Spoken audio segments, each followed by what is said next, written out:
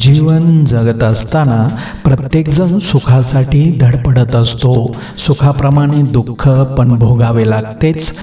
तरीसुद्धा दुःखात जगणे नको असा नकारात्मक विचार मनात येतो, जो अयोग्य आहे. सुख उपभोगत असताना त्याचा अतिरेक नको. आजचे सुख उद्याच्या दुःखाचे कारण बनू नये याची प्रत्येकाने दक्षता घेतली पाहिजे.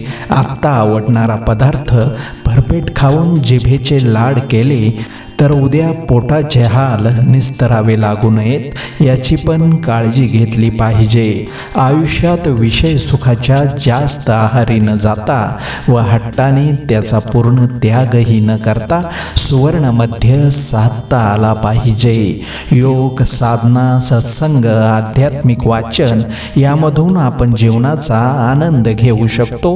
कोणत्याही गोष्टीची आसक्ती न ठेवता भविष्यात आपल्या दुःखाला कारणीभूत होतील अशा गोष्टींपासून दूर राहू व विवेक जागृत ठेवून जीवनात आत्मानंद मिळवू.